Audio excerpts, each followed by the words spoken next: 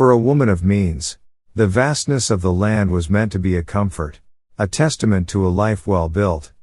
But for Eleanora Hartwell, it had become a mirror, reflecting a solitude just as sprawling and just as silent. The morning sun climbed over the peaks of the Absaroka Range, casting long, sharp shadows from the white fence posts of Meadowbrook Ranch. Each post stood straight and still, like a line of soldiers guarding a beautiful, empty kingdom. At 42, the land that once felt like freedom now looked more like a well-appointed prison. 3 months. It had been 3 months since the thunder of hooves had gone silent, since her husband, Charles, was taken by a tragic riding accident. He had left her a fortune built on cattle, on oil wells humming deep within the earth, and on real estate investments that the lawyers confirmed were worth nearly $8 million. She was, by every measure, secure for the rest of her life. But security was a cold companion. Money could not fill the hollow ache in her chest, nor could it warm the empty space beside her in their sprawling king-sized bed.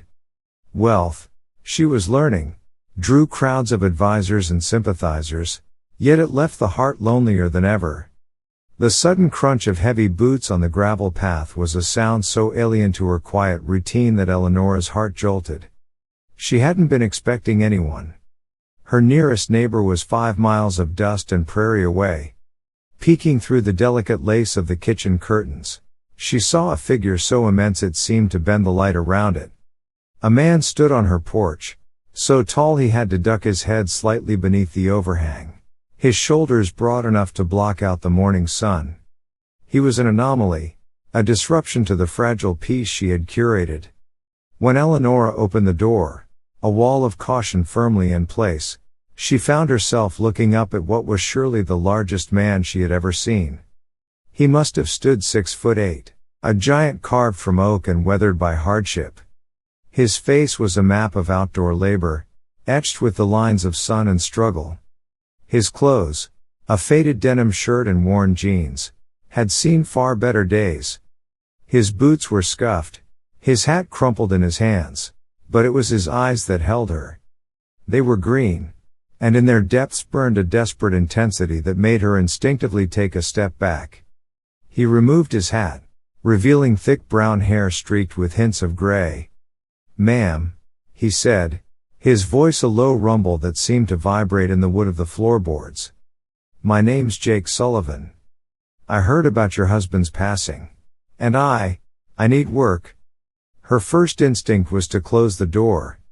Every logical part of her brain, every warning she had ever heard about a woman alone on an isolated ranch, screamed at her to secure the bolt and retreat into the safety of her fortress. This man was intimidating. He was a stranger. He was the embodiment of risk. "I'm sorry," she said, her voice steady despite the tremor she felt inside. She kept her hand on the door frame, a barrier between her world and his. "I'm not hiring. In fact, I'm considering selling the ranch." The light in his eyes flickered and died. For a fleeting moment, this giant of a man looked like a lost child, his broad shoulders slumping with the weight of her words. "Please, Mrs. Hartwell," he said, and the carefully constructed gruffness in his voice began to crack.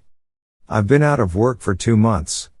Lost my job at the Henderson place when they went under. I've got nowhere else to go." She saw his jaw clench, a muscle twitching with the effort of holding himself together. She noticed his hands, large and calloused, trembling slightly as they worried the brim of his hat. This wasn't just a man looking for a job. This was a man at the very edge of his hope. Here was this enormous figure, capable of the kind of labor that could tame this land, reduced to begging on a stranger's porch. A wave of sympathy, unwelcome and weary, washed over her. "I'm sorry, Mr. Sullivan. But I really can't." "Please," he said again, and what he did next shattered her composure completely. He dropped to one knee on her porch. This towering man, kneeling before her like a knight from a forgotten age, made the scene feel surreal, almost dreamlike. The gesture was so raw, so utterly devoid of pride, that it transcended desperation and became a profound act of surrender. "I'm begging you," he whispered, his eyes fixed on the floorboards. "Give me a chance. I'll work for half wages. Just room and board. I'll prove myself to you. I can fix fences, work cattle, maintain the equipment. I'm strong, and I'm reliable. I just need a chance." This was the deciding detail. It was not just his plea, but the shocking, humbling sight of his surrender. It was a detail so specific, so undeniable, that it broke through her fear. It changed the narrative from a potential threat to a human tragedy unfolding on her doorstep. Her heart raced, caught in a battle between logic and a deep, resonant empathy. She glanced around nervously, a part of her still worried about what the neighbors would think, even though none could see. "Get up," she said, her voice softer than she intended. "Please, just get up." He rose slowly, his face flushed with a shame that was painful to witness. "I'm sorry, ma'am. I didn't mean to. I just don't know what else to do." Eleanora closed her eyes, the war inside her reaching its conclusion. The fortress of logic was breached. The widow in her, the part that understood loneliness in its most absolute form, could not turn him away. "There's a bunkhouse," she said finally, the words feeling foreign on her tongue. "It hasn't been used in 2 years, so it will need a thorough cleaning. If you want to stay there for a few days, while you look for other work, I suppose that would be acceptable." His head snapped up, and his face lit up with a relief so pure and genuine that it sent a warmth through her chest, melting the last of her resistance. "Thank you, ma'am. Thank you so much. I promise you won't regret this."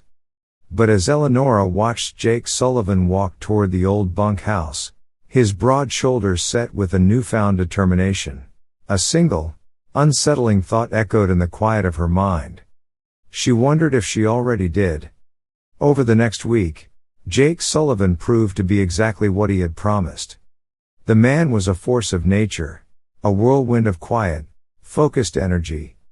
Eleanora would watch from her kitchen window as he moved across the landscape, mending the world that had slowly been falling into disrepair around her. He repaired 3 sections of fence that had been damaged in a recent storm, his large hands surprisingly deft with the wire and staples. He cleaned out the barn, a monumental task she had been dreading for months, transforming it from a place of dusty neglect into one of order and purpose.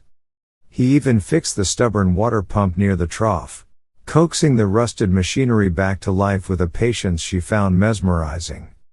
But his presence brought with it an uncomfortable awareness that Eleanora had not anticipated. She found herself drawn to the window more and more often, captivated by the way his massive frame moved with a surprising, fluid grace. When he removed his shirt in the heat of the afternoon, revealing a chest and arms sculpted by years of unrelenting labor, Eleanora would feel a stirring deep within her, a warmth that had nothing to do with the sun. The guilt would follow swiftly, a cold and unwelcome shadow. How could she be having these thoughts? How could she feel this pull towards a stranger when the memory of Charles was still so fresh, the earth over his grave barely settled? She was a grieving widow, and these feelings felt like a betrayal. On Friday evening, a week after his arrival, Jake knocked on her door, hat in hand as he always did. "Mrs. Hartwell," he began, his gaze respectful. "I wanted to thank you again for letting me stay. I know it's been a week, and I don't want to overstay my welcome." Eleanora had been dreading this conversation. In just 7 days, she had grown accustomed to the quiet rhythm of his presence. The ranch felt less empty with him there. The silence at night felt less like a void and more like peace, knowing someone else was nearby. "Have you found other work?" she asked, her voice betraying none of the turmoil she felt. Jake's jaw tightened.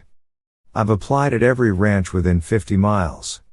Most of them won't even see me once they hear I don't have references from my last job." Why don't you have references? He looked down at his scuffed boots, a clear discomfort settling over him. There was an incident. Nothing illegal, he added quickly. But, let's just say the rancher's daughter took a liking to me, and her father didn't appreciate it. Eleanora felt an unexpected flash of something sharp and unfamiliar. It took her a moment to recognize it as jealousy. I see. It wasn't what you think, Jake said, his eyes meeting hers, earnest and clear. She was married. When she started making advances, I turned her down. But her husband caught her trying to kiss me in the barn. And, well, it looked bad. So, you were fired for something you didn't do. A bitter, humorless smile touched Jake's lips. Story of my life, ma'am. Being this size, people always assume the worst. They think I'm aggressive, or dangerous, or that I just take what I want. He looked away toward the horizon, his voice dropping. But you don't? No, ma'am. I was raised to respect women, to work hard, and to earn my keep. But apparently, that doesn't matter much when you're 6'8" and broke. The raw vulnerability in his voice tightened its grip on Eleanora's chest. In that moment, he was not the intimidating giant who had appeared on her porch, but a good man who had been unjustly wounded by the world. She made a decision then, one that surprised even herself. Stay, she said. Jake's head snapped up, his green eyes wide with disbelief. Ma'am? Stay and work for me, she repeated, her voice gaining strength. I'll pay you a fair wage, and you can live in the bunkhouse. I need help with the ranch, and you need work. It makes sense. For a long moment, Jake just stared at her, as if trying to understand a language he had never heard before. Then, to her astonishment, his eyes filled with tears. He blinked them back, but he could not hide the profound relief that washed over his features, softening the hard lines of his face. You mean it? He whispered. I mean it. His shoulders, which always seemed to carry an invisible weight, sagged with relief. And for the first time since she had met him, he smiled. It was a genuine, transformative smile that lit up his entire face and made him look years younger. Thank you, Mrs. Hartwell, he said, his voice thick with emotion. I won't let you down. But as Eleanora watched him walk back to the bunkhouse, his long strides full of a new purpose, she wondered if she was making a terrible mistake. The logical arrangement made perfect sense, but the attraction she felt toward him was growing stronger with each passing day. And she wasn't sure she had the strength to resist it for much longer. 2 months passed, and the arrangement between Eleanora and Jake settled into a comfortable, quiet rhythm. He was the silent force that brought the ranch back to life during the day, his tireless work a constant, reassuring presence. She was the mind, managing the complex business of the estate from her office, her world still one of ledgers and phone calls. But the evenings had changed. Often, she would bring him a plate of dinner, and they would sit on the worn steps of the bunkhouse porch, talking as the sun bled across the western sky. In the soft light of dusk, the carefully constructed walls between them would begin to dissolve. Eleanora learned that Jake had grown up in the shifting, uncertain world of foster care after his parents were lost in a car accident when he was just 12. He had been bounced from one home to another, his imposing size making him a target for bullies and a source of suspicion for adults who saw him not as a lonely boy, but as a potential threat. He never stayed anywhere long enough to feel settled, to feel like he belonged. I always dreamed of having a place of my own, he told her one evening, his voice soft as he watched the sunset paint the clouds in shades of orange and pink. Somewhere I could put down roots. Maybe have a family. Why haven't you? Eleanora asked gently. A bitter laugh escaped him. It's hard to start a family when you can't keep a job for long. Women want security, stability. They don't want a man who's been sleeping in the back of his truck. A pang of sympathy, mixed with something deeper and more potent, went through her. The right woman would see past that. Would she? Jake turned to look at her then, and the casual conversation suddenly became charged with an unspoken weight. The intensity in his green eyes made her breath catch in her throat. Would you? The question hung between them, heavy with implications that neither of them was ready to address. The fragile peace was broken. Eleanora stood abruptly, her cheeks flushing with a heat that had nothing to do with the evening air. I should go, she said, her voice tight. It's getting late. Early morning tomorrow. She walked back to the main house, her heart hammering against her ribs. She didn't need to look back. She could feel his eyes on her, and the weight of that single, unanswered question followed her into the lonely silence of her bed. The breaking point arrived on a rainy Thursday in October. The sky had opened up, unleashing a cold, relentless downpour that turned the ranch to mud. Eleanora had been in town for a meeting with her lawyer, and when she returned, she found Jake in her kitchen, soaking wet and shivering, water pooling at his feet on her polished floor. What happened? She asked, rushing to grab him a towel. The roof's leaking in the bunkhouse, he said, his teeth chattering. Been trying to patch it, but the rain's just coming down too hard. Eleanora looked at this giant of a man, so strong and capable, now standing wet and miserable in her warm kitchen. Her heart clenched with a fierce, protective instinct. You can't stay out there tonight. You'll catch your death. I'll be fine. No, Eleanora said, her voice firm, leaving no room for argument. You'll stay here. I have a guest room. Jake hesitated, his gaze falling to the floor. I don't think that's a good idea, Mrs. Hartwell. Why not? The question came out more challenging than she intended, and Jake's eyes locked with hers. In that moment, in the warmth and light of her kitchen, with the storm raging outside, the pretense they had been so carefully maintaining finally crumbled into dust. Because, Jake said quietly, his voice so low she had to strain to hear it over the rain. I'm in love with you. The words struck Eleanora with the force of a physical blow. She had suspected it. She had seen it in the way he looked at her. But hearing it spoken aloud made it terrifyingly real. Jake, I know I shouldn't be, he continued, his voice gaining a desperate strength. I know you're out of my league, that you're still grieving, that this is completely inappropriate. But I can't help it. You're beautiful, and you're kind, and you saw something in me when no one else in the world would. Tears pricked at the corners of her eyes. This can't happen. Why not? He asked, stepping closer. Because you hired me. Because your husband just died. Because people will talk. Let them talk, Jake pleaded, his voice soft now. I don't care what people think. I only care about you. Eleanora backed away, her heart a frantic bird beating against her ribs. No. This is wrong. Is it? His voice was barely a whisper now. Or are you just afraid? The accusation stung with a sharp, clean pain of truth. She was afraid. Afraid of what people would think. Afraid of dishonoring Charles's memory. But most of all, she was afraid of the overwhelming intensity of her feelings for this man who was so different from anyone she had ever known. Please leave, she whispered. Jake's face fell, the hope draining from his eyes. But he nodded in understanding. I understand. I'll pack my things in the morning. No, Eleanora said quickly, the thought of him leaving sending a jolt of panic through her. Don't leave the ranch. We need to maintain boundaries. But as Jake turned and walked out of her kitchen, back into the cold and the rain, Eleanora knew with a sinking certainty that some boundaries, once they have been crossed, can never truly be uncrossed again.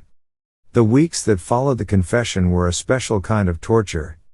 The easy comfort they had built was gone, replaced by a thick, unspoken tension that settled over the ranch like a heavy fog. They avoided each other when they could, and when they couldn't, their conversations were clipped and formal, stripped of all warmth. It was a silent, mutual agony. Jake threw himself into his work with a renewed, almost savage intensity, as if physical exhaustion could somehow quiet the emotions raging within him. He worked from sunup to sundown, his powerful body moving with a relentless drive that seemed fueled by a deep and unspoken pain. Eleanora found herself watching him from her window, just as she had before, but now the longing was laced with a sharp-edged sorrow. She was watching a man she was trying, and failing, to keep at a distance. The outside world intruded upon their fragile, painful peace in the form of Eleanora's sister-in-law, Patricia. She arrived for an unexpected visit, her car kicking up a cloud of dust that seemed to announce her disruptive presence. Patricia had never truly liked Eleanora, had always carried the quiet suspicion that she had married Charles for his money. Now, seeing Eleanora as a wealthy widow, she saw an opportunity to exert her influence. Her sharp eyes landed on Jake almost immediately as he repaired a fence post with practiced efficiency. "Who is that man?" Patricia asked, her voice laced with a cool distaste.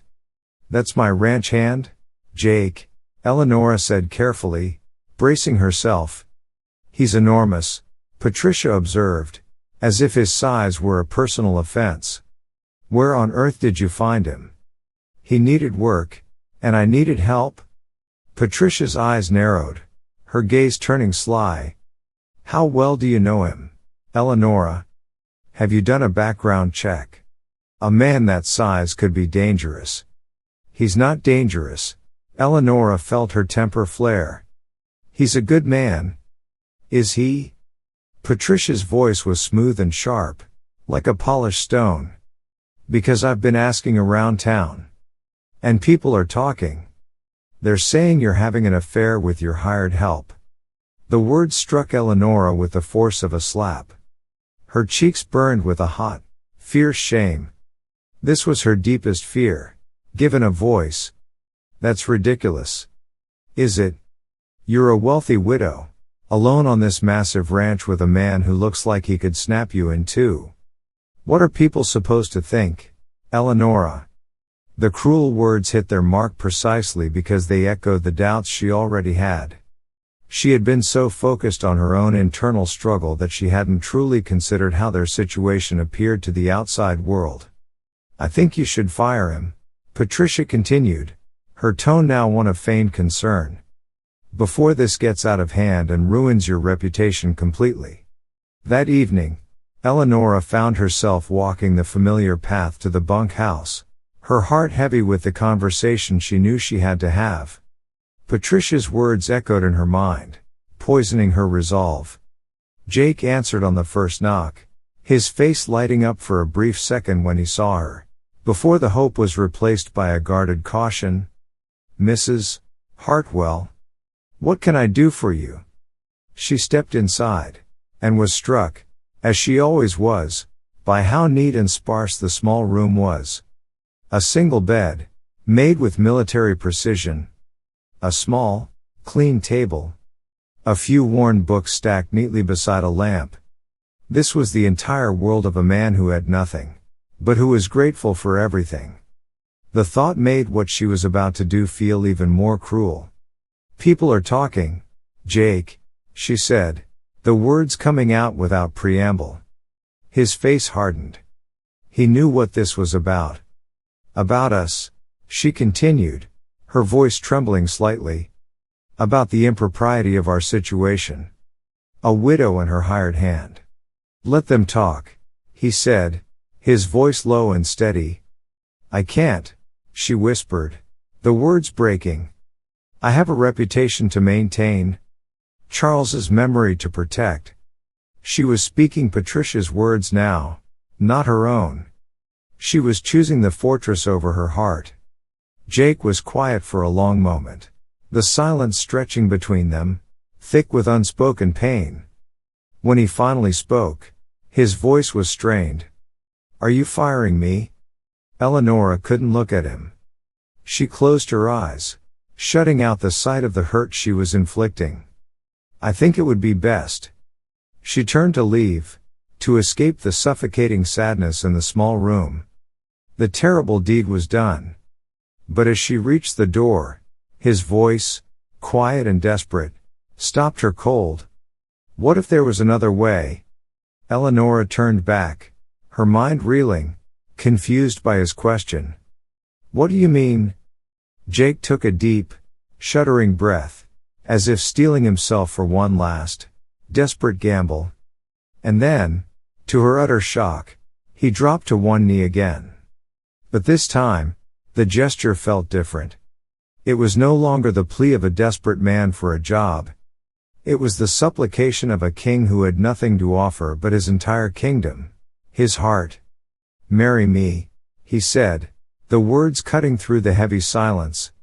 Eleanora's heart stopped. What? I know how it sounds, he said, his voice rushing now, a torrent of raw, unvarnished truth. I know I'm not good enough for you. That I have nothing to offer. But I love you, Eleanora. I love you more than I've ever loved anyone in my life. And I think you might love me, too. Her knees felt weak. The audacity of it, the sheer insanity of it, left her breathless. Jake, I can't. Please, he begged, and his voice broke, the sound of a man laying his soul bare. Please allow me to stay and work for you. Let me make you happy. I can give you everything you need. He swallowed hard, his cheeks flushing, and delivered the most vulnerable confession of all. I can even get you pregnant again. The words hung in the air between them, shocking in their impropriety, yet profound in their honesty. He was offering her not just his love, but a future, a family, life itself. Get up, she whispered, her voice trembling. Not until you answer me, he said, his gaze unwavering. This is insane. Is it? Jake's eyes were bright with unshed tears. Or is it the most honest thing either of us has ever considered? She looked at him then, truly looked at him. She saw past the kneeling giant, past the desperate man. She saw a soul that had been knocked down by life, time and time again, and had always, somehow, gotten back up. She saw a man who had been judged by his size and his circumstances, but had never let the world's cruelty harden his heart. And he was offering that heart, whole and untarnished, to her. She voiced her greatest fear one last time, laying it bare between them. People will say I'm crazy, she said softly. Are you? He asked simply. Eleanora thought about the long, lonely months since Charles had died. She thought of the empty house, the silent evenings, the beautiful prison she had been living in. And she thought of how this man had, with his quiet presence and steady heart, brought life back into her world. She thought of his gentle hands, his transformative smile, and the fierce, protective love in his eyes. Maybe she was crazy. Crazy to let fear dictate the rest of her life. Crazy to value the whispers of strangers over the steady beat of her own heart. Maybe, she said, and to her own astonishment, a small smile touched her lips. Maybe I am. Hope transformed Jake's face. Is that a yes? She looked at this incredible man who had humbled himself before her, who had offered her everything he was and everything he hoped to be. And she realized that sometimes the most extraordinary love stories begin not with a fairy tale, but with the simple, desperate truth. Yes, she whispered. The wedding was a small, quiet affair at the courthouse in Billings. Eleanora wore a simple blue dress. Jake wore his first ever suit, purchased with the wages he had so carefully saved. They both knew that by the time they returned to the ranch, word would have spread through the county like a wildfire. They were right. The phone began ringing before they even got through the front door. Her friends were shocked. Patricia called 3 times, each conversation more heated than the last. "You've lost your mind," she seethed. "Marrying a man you've known for a few months. A man with nothing. People are saying you've had a nervous breakdown." Eleanora looked across the kitchen at Jake, who was preparing their dinner with the same careful attention he brought to everything he did. He caught her watching and smiled at her, that same genuine, life-altering smile that had made her fall in love with him. "Let them say what they want," Eleanora said calmly into the phone. "I'm happy." And she hung up. As the weeks turned into months, and the local gossip swirled around them, Eleanora discovered that she truly did not care. For the first time in her life, she was living for herself. Jake moved into the main house, and the space that once felt so vast and empty was now filled with warmth and easy laughter. He was a gentle and considerate partner, treating her not like fragile glass, but like a cherished treasure. The physical side of their relationship was a revelation, a tender and passionate discovery that made her feel safe and adored and more alive than she had ever been. 3 months after their wedding, Eleanora's period was late. When the test showed 2 pink lines, she stared at it, her hands trembling with a wondrous disbelief. Jake found her in the bathroom, tears streaming down her face. "What's wrong?" he asked, his voice filled with immediate concern. She held up the test. His face moved through a series of emotions, surprise, then disbelief, and finally, a look of pure, unadulterated elation. "Really?" he whispered. "Really?" He dropped to his knees again, but this time, he pressed his face against her still flat stomach, and she heard him whisper, "Thank you." The pregnancy announcement silenced many of the critics. Whatever people thought of their whirlwind romance, the undeniable fact of a child on the way made their marriage real and permanent. As Eleanora's belly grew, so did their happiness. They would sit on the porch in the evenings, watching the sun set over their ranch, his large, gentle hand resting on her rounded stomach.